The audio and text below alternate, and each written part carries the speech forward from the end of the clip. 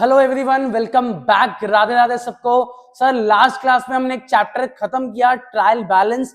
आज का चैप्टर, नया चैप्टर 2 से 3 क्लास इसको चलाएंगे। चैप्टर का नाम goods and services tax GST with journal entries. Topic आपका जर्नल एंट्रीज ही रहेगा। एक नया चैप्टर, एक कुछ चीजें ऐड ऑन होंगी जिसको हम जीएसटी बोलते हैं। तो सर सबसे पहले तो जीएसटी समझते हैं। जीएसटी होता क्या है, सीधा क्वेश्चन पे नहीं टूटेंगे, सीधा टॉपिक पे नहीं टूटेंगे। आज की क्लास सिर्फ आपको जीएसटी समझाऊंगा, 2-4 एंट्रीज में जीएसटी पुट करके दिखाऊंगा और क्लास को खत्म करूंगा। तो चलिए सर जीएसटी सीखते हैं। कॉपी खोलिए फटाफट से, हेडिंग डालिए goods and services tax, short form GST लिखें। चलो सबसे पहले तो 2-3 पॉइंट्स लिख लो। इसकी डेट, किस तारीख को ये जीएसटी हमारे इंडिया में लागू हुआ था, डेट लिखो 1 जुलाई 2017। 1 जुलाई 2017। 8 नवंबर 2016 को सबको पता है डीमोनेटाइजेशन हुआ था, 500,000 के नोट बंद हुए थे। Next year chartered accountants day, CA day पे 1 जुलाई 2017 को जीएसटी को इंडिया में लागू किया गया। सर जीएसटी होता क्या है, क्यों लाया गया, थोड़ा सा इसको समझते हैं पहले। आइए सर देखिए, मैं एग्जांपल लूंगा। एग्जांपल प्लीज बुरा मत मानना एग्जांपल को लेके, बट आराम से मेरी बात सुनना। भैया मैं फरीदाबाद हरियाणा में रहता हूं। मेरा एक बहुत प्यारा, बहुत जिगरी दोस्त है जिसका नाम है दक्ष बंसल। आराम से मेरी बात सुनना बॉस। दक्ष भैया को एक चीज बड़ी पसंद है, बुरा ना मानना, देखो मैं तो इन सब चीजों में हूं नहीं, बट दक्ष भैया को बड़ी पसंद है। दक्ष भैया को दारू बहुत पसंद है। दक्ष भैया बियर दारू के बिना उनका खाना गले से नीचे नहीं निकलता। तो सर एक किस्सा सुनाता हूं, किस्सा ध्यान से सुनना। हम फरीदाबाद में थे एक दिन। दक्ष भैया ने कहा रौनक भाई चलो कुछ खा पी के आते हैं। मैं कहा दक्ष भाई आप खाते कम हो पीते ज्यादा हो। तो सर चलो कोई नहीं, आप बढ़िया दोस्त हो मेरे, तो अब किसी को क्या ही समझाना। मैं कहा दक्ष भाई आप पियो, मेरे को तो मेरी कोक दे दो, आप दारू पियो आराम से। तो दक्ष भाई ने, ध्यान से सुनना, एक रेड लेबल की बोतल ली। उसका एमआरपी था 20,000 रुपए। देखो मेरे को एक्चुअल रेट्स नहीं पता, तो जो ज्यादा ज्ञानी हो प्लीज मत लिखना शुरू करना भैया एक्चुअल रेट तो ये होता है, मेरे को नहीं मालूम यार, मैं हाइपोथेटिकल एग्जांपल ले रहा हूं। रेड लेबल का रेट था 20,000 रुपए। उस पे गवर्नमेंट ने एक्साइज ड्यूटी लगाया 20%। फॉर एग्जांपल 20% 20,000 का होता है 4,000, और मुझे ये बॉटल मिली, दक्ष भाई को ये बॉटल मिली 24,000 रुपए में। मतलब 20,000 की बॉटल, 20% के हिसाब से एक्साइज ड्यूटी बोले तो टैक्स। गवर्नमेंट, कौन सी गवर्नमेंट, हरियाणा गवर्नमेंट ने टैक्स लगाया 4 का, बोतल मिली 24,000 की। दक्ष भाई इतना खर्चा बोतल पे, कह रहे रौनक भाई अब इसके बिना खाना अटकता नहीं है तो क्या करें। ठीक है भाई कोई दिक्कत, यहां तक सब बढ़िया, अब आगे चलो। ऐसे ही हम लोग अगली ट्रिप पे बैंगलोर गए हुए थे, बोले तो कर्नाटका साइड में। कर्नाटका आपका स्टेट सिटी बैंगलोर। दक्ष भाई की वही आदत, खाना तो उतरेगा नहीं। हम पहुंचे वहां पे, रेड लेबल ली हमने, सेम एमआरपी तो 20,000 था, बट कर्नाटका गवर्नमेंट ने एक्साइज ड्यूटी अप्लाई करी 30%, 6,000 रुपए, और हमें वो बोतल पड़ी 26 की। हमने वहां पूछा कि सर एक बात बताओ, ये सेम बोतल हमें हरियाणा में फरीदाबाद में 24,000 की मिली, आपके यहाँ 26,000 क्यों मिल रही है। तो उन्होंने बहुत अच्छी बात बोली, कह रहे सर आपकी हरियाणा गवर्नमेंट वहां पे 20% टैक्स, 20% एक्साइज ड्यूटी एप्लीकेबल करती है, और हमारी कर्नाटका गवर्नमेंट इस चीज पे टैक्स या एक्साइज ड्यूटी एप्लीकेबल करती है 30%, इसलिए रेट में डिफरेंस है। तो सर इसी चीज को हमारी मोदी गवर्नमेंट हटाना चाहती है। मोदी गवर्नमेंट ने इसको हटाया भी, और आपका स्लोगन था जीएसटी का, one nation one tax. Simple बात है भैया, जब एक देश है टैक्स भी एक ही होना चाहिए। अगर आप एक देश में रहते हो, सेम देश की अलग सिटीज, अलग स्टेट्स में सेम प्रोडक्ट का प्राइस अलग कैसे हो सकता है, टैक्स रेट अलग कैसे हो सकते हैं। इसलिए सरकार लाना चाहती थी गुड्स एंड सर्विसेज टैक्स। बोले तो सेम गुड्स पे, सेम आपके नेशन में, आपका main motive one nation one tax. जब देश एक है, टैक्स का रेट भी सेम गुड्स एंड सर्विसेज पे इक्वल होना चाहिए, इसलिए जीएसटी को लाया गया। आपके वैल्यू एडेड टैक्स बोले तो वैट और एक्साइज ड्यूटी को हटाया गया, उसकी जगह जीएसटी लाया गया। तो पहली बात तो एक चीज और सीखना, सर हर चीज पे एक्साइज ड्यूटी भी नहीं हटा। एग्जाम्पल, सर पेट्रोल और डीजल आप कभी चेक करना, आप जब डिफरेंट सिटीज में जाते हो, आप कभी राजस्थान साइड जाओगे, हरियाणा साइड जाओगे, दिल्ली साइड जाओगे, मुंबई साइड जाओगे, पेट्रोल के प्राइसेस में फर्क होता है। तो अभी भी कुछ आइटम्स, गिने चुने आइटम्स ऐसे हैं जो एक्साइज ड्यूटी के अंदर आते हैं, जिसपे गवर्नमेंट्स अलग अलग स्टेट की अलग अलग टैक्स इंपोज कर सकती है, बट मेजर चीजें इससे हट चुकी हैं, वो जीएसटी के अंदर आ चुकी है। तो पहली चीज जीएसटी क्यों लाया गया, ये लॉजिक आपको समझ आया। दूसरी बात, सर ध्यान देना इधर देखो यार, कुछ चीजें मैं चैप्टर से थोड़ा हटके पढ़ा रहा हूं जिससे तुम्हें नॉलेज आए। तुम प्लीज इस वीडियो को टाइम पास मत समझना, तुम्हें आगे ये चीजें बहुत काम आएगी, तो सुन लो आराम से। सर एक होता है डायरेक्ट टैक्स, एक होता है इनडायरेक्ट टैक्स। जो जो लिखना है वो तुम्हारे ऑप्शन पे है। अभी जो मैं लिखवा रहा हूं तुम सिर्फ सुन भी सकते हो, लिखने की जरूरत नहीं है। जब मैं बोलूंगा कॉपी में लिखना शुरू करो, मैंने ये डेट लिखने को बोली थी, इसके बाद ये सब नहीं लिखोगे चलेगा। सुनो सर, डायरेक्ट टैक्स और इनडायरेक्ट टैक्स क्या, थोड़ा एक बार समझाओ आप क्या बोल रहे थे। सुनो ध्यान से, आपके पापा आपकी मम्मी जो भी इनकम कमाते हैं एक साल के अंदर, उस पे गवर्नमेंट कुछ टैक्स लेती है, इसको हम कहते हैं डायरेक्ट टैक्स। मतलब आपके पर्टिकुलर इनकम्स पे स्लैब रेट्स, जो भी इनकम आप कमाओगे उस पे टैक्स कटता है, उसको हम कहते हैं डायरेक्ट टैक्स। बोले तो कान सीधा खींचना, जो कमाया उसका कुछ हिस्सा सरकार को आप टैक्स देते हो, इसको हम क्या कहते हैं, इनकम टैक्स या फिर डायरेक्ट टैक्स। तो सर टैक्स क्यों देते हैं, देखो इंडिया बहुत बड़ा नेशन है, डेवलप करने के लिए कंट्री को, आपके यहाँ पे मेट्रो बनती है, आपके यहाँ इंफ्रास्ट्रक्चर बनते हैं, आपके यहाँ हाईवेज बनते हैं इतने बड़े बड़े, इन सबका पैसा टैक्स पेयर के पैसे से आता है। मतलब आप जो कमाओगे उसका कुछ सर्टेन परसेंटेज आप सरकार को टैक्स दोगे, उस टैक्स के पैसे से आपके देश में डेवलपमेंट होती है, इसलिए इनकम टैक्स लगाया जाता है। अब सुनो सर, इनडायरेक्ट टैक्स क्या होता है, ध्यान से सुनना। इनडायरेक्ट टैक्स का मतलब है जीएसटी। एग्जांपल से सुनो, तुमने एक रेस्टोरेंट में तुम गए, कभी चेक करना रेस्टोरेंट का जो बिल आएगा, मान लो आपका 1000 रुपए का बिल आया, उसमें नीचे लिखा होगा +5% जीएसटी, मतलब 50 रुपए अगले ने जीएसटी के ले लिए।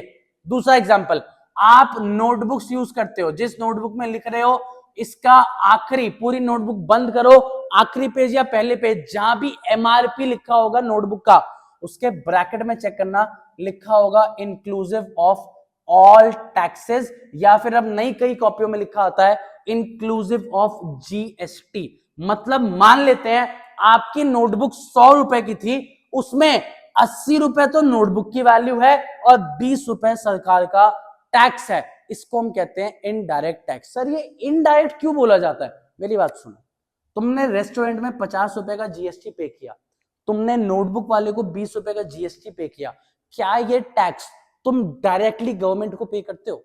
नहीं सर, हमारी इनकम पे जो टैक्स होता है वो हम डायरेक्टली अपने अकाउंट से गवर्नमेंट को पे करते हैं।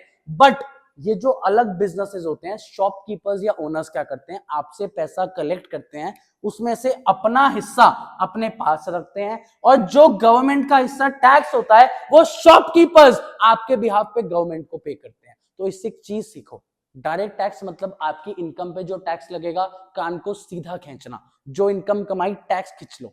दूसरा इनडायरेक्ट टैक्स, भैया इसमें भी आप चेक करो, कंज्यूमर के जेब से ही टैक्स निकाला जाता है। तो कान को सीधा खींचोगे डायरेक्ट टैक्स, कान को घुमा के खींचोगे इनडायरेक्ट टैक्स। तो एक चीज समझना, दोनों केस में कटता तो भैया कस्टमर कंज्यूमर का ही है। अपनी इनकम पे भी तुम टैक्स दो, साथ साथ जो तुम चीजें खरीदते हो, जो भी गुड्स एंड सर्विसेज तुम लेते हो, उस पे भी तुम ही टैक्स देते हो, जो आगे शॉपकीपर गवर्नमेंट को पे करता है। तो दोनों केस में पैसा कंज्यूमर की जेब से जाता है। हमारा टैक्स सिस्टम देश में ऐसा है, कुछ कर नहीं सकते, बट मैं आपको समझाना था डायरेक्ट टैक्स और इनडायरेक्ट टैक्स क्या होता है। इससे एक और चीज आपको समझ में आई, भैया जीएसटी जो है वो इनडायरेक्ट टैक्स है। यहां तक बताओ कोई दिक्कत? ये थ्योरेटिकल चैप्टर था।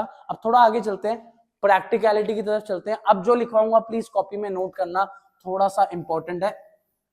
कुछ चीजें लिखवाऊंगा जो तुम्हें याद करनी पड़ेंगी, मेरे साथ साथ याद करना आराम से, लॉजिक भी सिखाऊंगा, टेंशन मत लो, याद अभी के अभी होगा।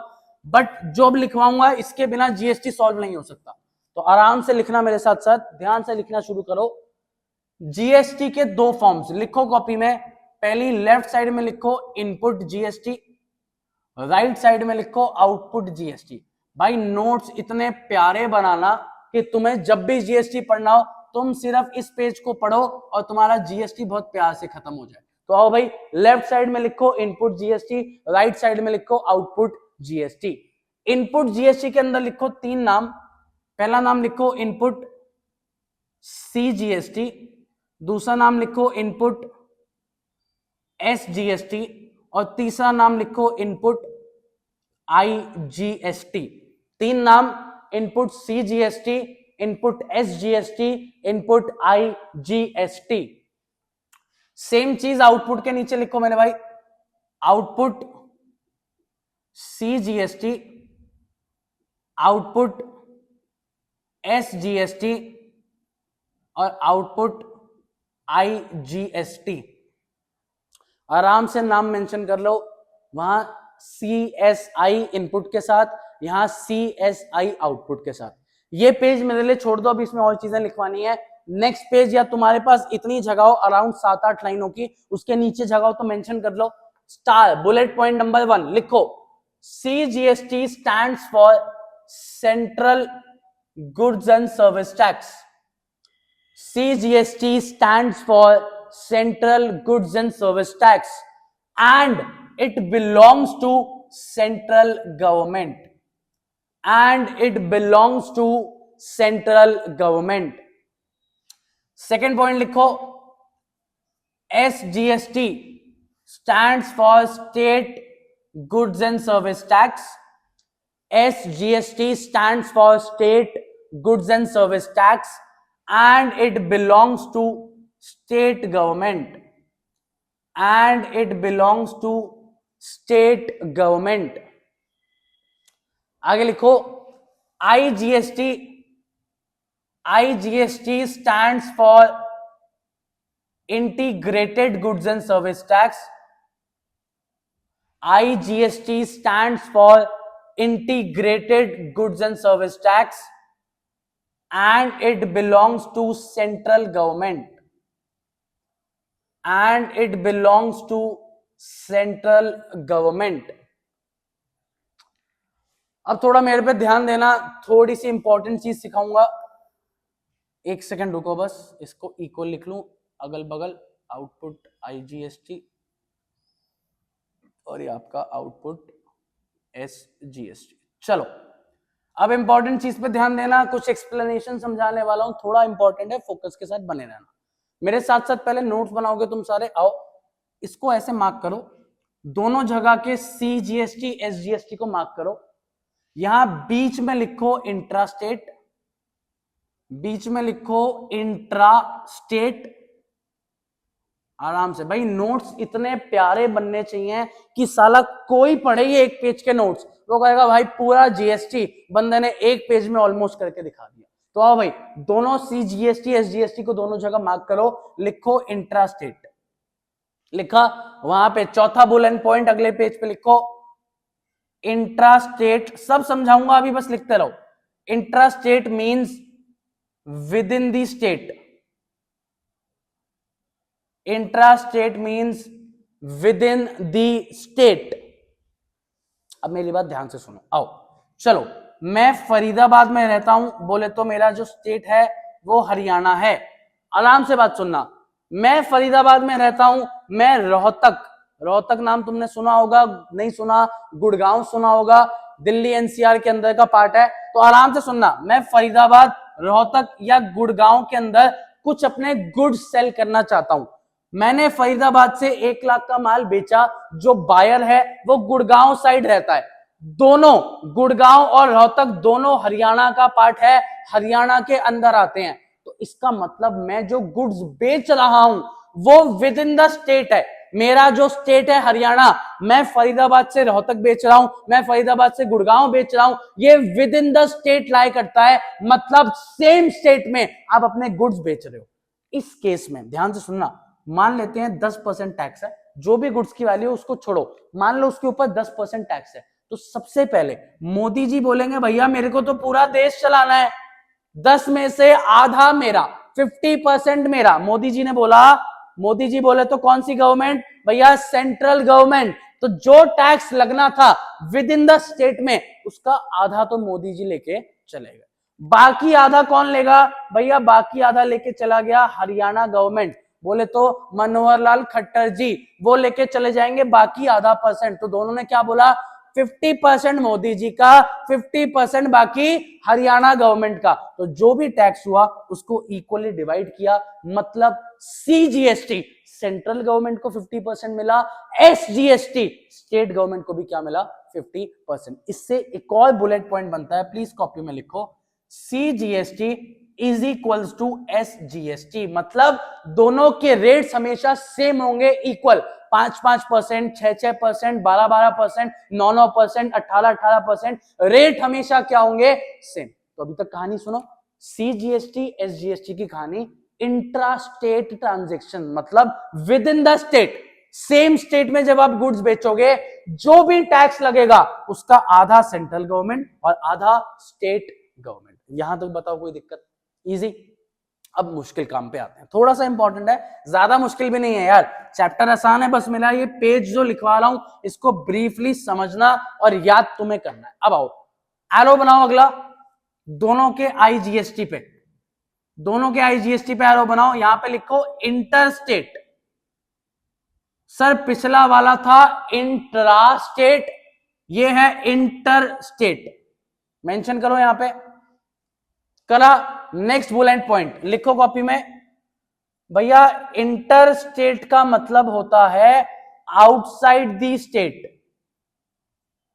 लिखो भाई लिखो, इंटर स्टेट का मतलब होता है आउटसाइड दी स्टेट, मतलब स्टेट के बाहर। अब भैया बहुत प्यारा एग्जांपल दूंगा, बस मेरी बात सुनना। आओ, मैं रहता हूं फरीदाबाद में, अभी तुमने सुना अच्छे से, कौन सा स्टेट पड़ता है भैया, हरियाणा पड़ता है। मैं अपने गुड्स बेचना चाहता हूं बैंगलोर में, सर बैंगलोर बोले तो यहां पड़ता है कर्नाटका, अलग स्टेट्स हैं, ये हरियाणा है ये कर्नाटका है। बहुत प्यार से सुनना, एक बार ही में समझ आएगा, बस मेरी बात सुनते रहना, ठीक है जी। आओ सबका फोकस इधर, चलो। सर मैं हरियाणा में रहता हूं, मैं कर्नाटका बैंगलोर में गुड्स बेचना चाहता हूं, गुड्स की जो भी वैल्यू है वापस से मानते हैं, आपका टैक्स रेट है 10%, टैक्स रेट कितना है 10%। जो भी टैक्स होगा सीधा सीधा मोदी जी बोलते हैं, यार तुम तो एक एक स्टेट चला रहे हो, दोनों जो सीएम्स हैं एक एक तुम स्टेट चला रहे हो, मेरे को तो पूरा देश चलाना है। तो एक चीज कंफर्म है, टैक्स का जितना भी रेट होगा उसका 50% तो सेंट्रल गवर्नमेंट को जाएगा, मोदी जी को जाएगा। बहुत सिंपल सी बात है, टैक्स रेट यहां हो कुछ हो, 50% तो सीधा सीधा सेंट्रल गवर्नमेंट। मोदी जी कहते हैं भैया पूरा इंडिया मैं चलाता हूं, पूरा इंडिया मेरे पैसे से चलेगा, तो मेरे को तो टैक्स मांगता है बाबा। अब सुनो ध्यान से, बाकी बचा हुआ 5%, प्लीज सुनना, 10% में से 50% मोदी जी ले गए। अब इस 5% की लड़ाई सुनो, हरियाणा में मिस्टर खट्टर हमें कहते हैं कि भैया गुड्स हमारे यहां से जा रहे हैं, हम लेंगे 5%। यहाँ पे कर्नाटका में जो भी सीएम है, सॉरी मुझे नाम नहीं पता, जो भी सीएम है वो क्या कहते हैं, नहीं जी हमारे यहाँ गुड्स आ रहे हैं, यहाँ पे गुड्स आ रहे हैं, हम लेंगे 5%। इन दोनों के आपस में लड़ाई चल रही है, कौन लेगा, लड़े जा रहे हैं, अपने अपने रीजन बता रहे हैं, भैया 5% इधर इसलिए आना चाहिए, इधर इसलिए रहना चाहिए, दोनों लड़े जा रहे हैं। मोदी जी ने कहा अरे हटो, चलो लड़ाई मत करो, बात खत्म करते हैं, तुम में से किसी को ये 5% नहीं मिलेगा, बाकी बचा हुआ भी मोदी जी लेके चले गए। कह रहे हैं भैया पिछली बारी इंट्रा स्टेट में लड़ाई नहीं थी, विद इन द स्टेट मतलब एक ही स्टेट था, तो आधा मोदी जी आधा स्टेट के पास, मतलब intra state CGST SGST done. दूसरा, अब यहां पे मोदी जी तो आधा लेके बैठे हैं, बाकी आधे के लिए दो स्टेट्स में लड़ाई हो रही है। मोदी जी कहते हैं हटो, चलो हटो, लो भैया दोनों को हटा दिया, कह रहे हैं बचा हुआ 5% भी मैं ही रखूंगा।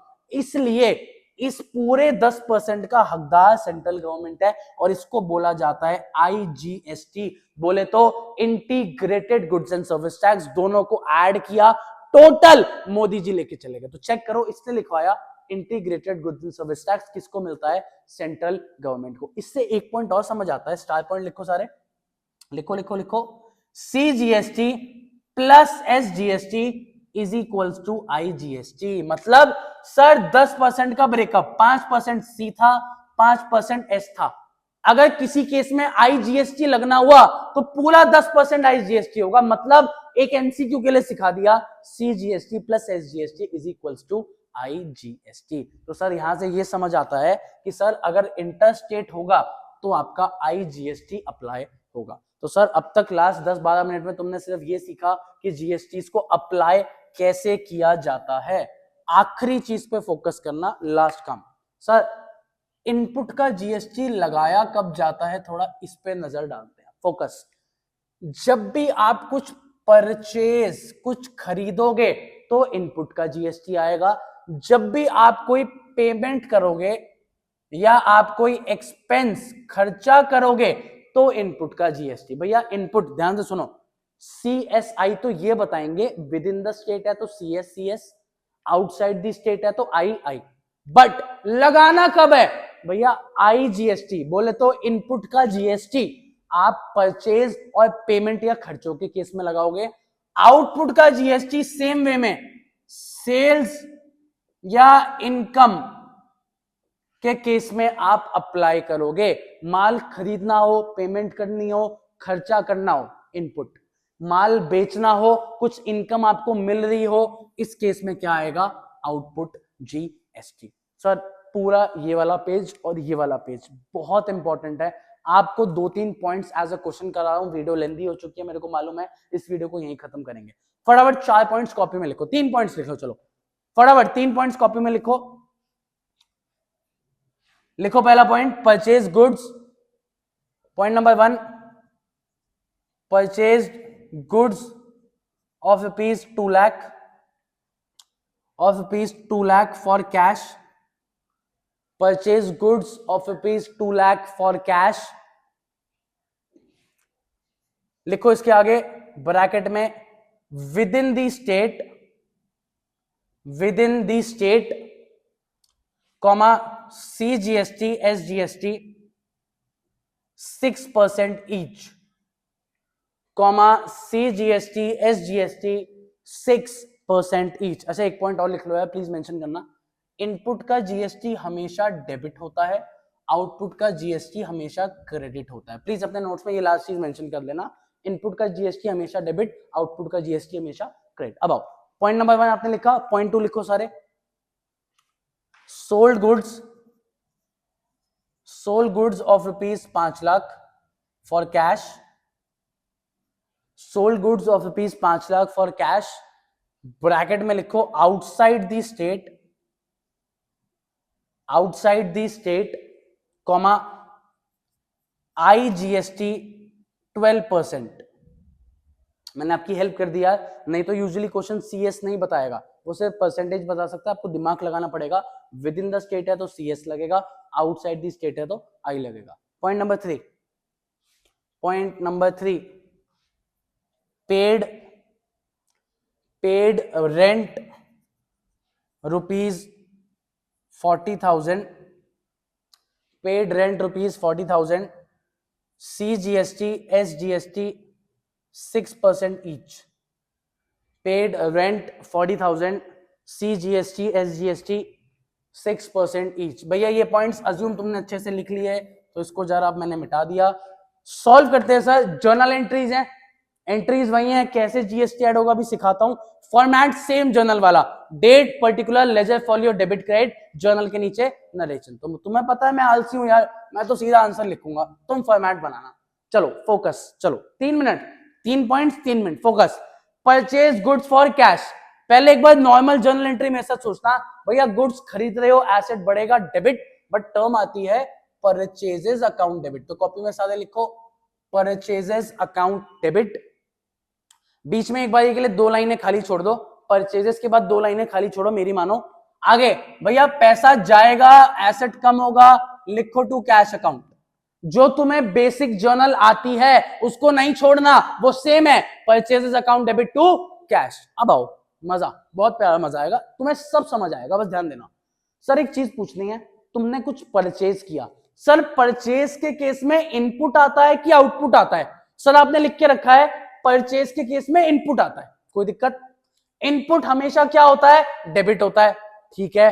तीसरी बात, सर वैसे तो विद इन द स्टेट लिखा है, हम खुद दिमाग लगा सकते हैं, इंट्रा स्टेट सी और एस लगेगा, वरना क्वेश्चन ने दे दिया सी और एस। तो लास्ट काम, परचेज के केस में इनपुट जीएसटी आता है, विद इन द स्टेट है तो सी और एस आएगा, और इनपुट हमेशा डेबिट होता है। एंट्री में आओ, लिखो मेरे भाई सारे, input C GST account debit, input S GST account debit. Entry के बीच में 2 लाइन छुड़वाई थी, प्लीज वहां लिखो, input C GST account debit, input S GST account debit. अब सुनो अमाउंट कैसे डालना है। देखो मेरे अगर जर्नल के फंडे तुम्हें याद है, मैंने एक चीज बताई थी, ट्रेड डिस्काउंट के बाद वाली वैल्यू हमेशा कहां जाती है, परचेज या सेल, भूलना नहीं। क्वेश्चन में कोई टीडी वगैरह नहीं है, मतलब 2 लाख में से कुछ माइनस नहीं करना, टीडी की बाद वाली वैल्यू अभी भी 2 लाख है। तो सर परचेजेस में लिखो सब 2 लाख, परचेजेस अकाउंट में लिखो 2 लाख, 6% का टैक्स है, 2 लाख का अगर 6% निकालोगे वो आएगा 12,000 ईच। तो दोनों GST, input C input S लिखो 12,000 ईच, और टोटल कैश लिख दो 2,24,000। भैया लेजर में डेबिट क्रेडिट इक्वल होता है, उसके बेसिस पे पुट कर दो, नहीं तो लॉजिक लगा लो भैया, गुड्स खरीदे 2 लाख के, 12,000 का टैक्स लग गया, टोटल अपने पे करेंगे 2,24,000। डन। नेक्स्ट पॉइंट पे आओ, sold goods for cash. Entry सुनो भैया, कैश अकाउंट डेबिट, कॉपी में लिखो भाई मेरे साथ, तुम्हें एंट्रीज आती है यार, ये बेसिक है, कुछ ऐसा नहीं है। गुड्स बेचे हैं, पैसा आएगा, पैसा एसेट है, एसेट बढ़ेगा, डेबिट, लिखो कैश अकाउंट डेबिट। गुड्स जा रहे हैं टू में, लिखो sales account, cash account debit to sales account. अब सुनो जीएसटी, भैया सेल्स यहां पे है, मतलब सेल के केस में आउटपुट का जीएसटी आता है, आउटपुट हमेशा क्रेडिट होता है। लास्ट काम, क्वेश्चन ने बोल रखा है आउटसाइड द स्टेट, मतलब इंटर स्टेट, मतलब आईजीएसटी आएगा, मेंशन भी है यार, मेंशन नहीं होता तो भी अपन देख सकते थे। तो लिखो सारे, to output IGST, to output IGST. Sir TD के बाद वाली वैल्यू 5 लाख है, टीडी के बाद वाली वैल्यू हमेशा परचेज या सेल, तो सर सब पहुंचो मेरे साथ सेल में, लिखो सेल में 5 लाख, लिखो सेल में 5 लाख। सर 5 लाख का 12% जीएसटी है, तो जीएसटी आएगा 60,000, और कैश आ गया 5,60,000, आपका बैलेंसिंग फिगर। बताओ जी, कोई दिक्कत, कोई टेंशन, सब बढ़िया, चल सकते हैं आगे। चलें, थर्ड पॉइंट, आखिरी पे आओ मेरे साथ, रेंट पेड। पे मतलब खर्चा, खर्चा रेंट, रेंट खर्चा बढ़ेगा तो डेबिट। एंट्री में लिखो सारे, rent account debit, rent account debit. अब देखो पहले से ही सीख लेते हैं एंट्री, भैया रेंट मतलब खर्चा, एक्सपेंसेस या पेमेंट के केस में इनपुट आता है। अच्छा रेंट, तुम हरियाणा में रहते हो तो माना जाएगा नॉर्मल बेसिस पे, तुम हरियाणा के घर में रहते हो वहीं का रेंट दोगे, जरूरी नहीं है, क्वेश्चन ऐसा बोल सकता है तुम हरियाणा में रहते हो मुंबई का रेंट दे रहे हो तो अलग जीएसटी आईजीएसटी लगा देना, बट कॉमन सेंस अगर सिर्फ रेंट पेड लिखा है, मैं मानूंगा भैया जहां मैं रहता हूं वहीं का रेंट दूंगा, मतलब सी और S with in the state. तो आओ भाई, पेमेंट के केस में इनपुट का जीएसटी, सी और एस इनपुट हमेशा डेबिट होता है। लो भैया रूल लगा लिया, input C GST account debit, input S GST account debit, साथ साथ टू भैया पैसा जाएगा तो लिखो टू कैश, एसेट हुआ कम। अब भैया अमाउंट देख लो, रेंट आपको गिवन है 40,000, तो रेंट में चिपकाओ 40, 6% का जीएसटी है, 2400 आपका जीएसटी, टोटल 44,800 आपका cash balancing figure, debit credit equal. तो सर बहुत आसान काम है, बट एक चीज पे ध्यान देना, आपको ये जो मैंने लिखवाए हैं रूल्स, ये आपको याद करने पड़ेंगे। बाकी आपको नेक्स्ट क्लास में कराता हूँ और questions. Thank you very much, see you in the next class, Radhe Radhe.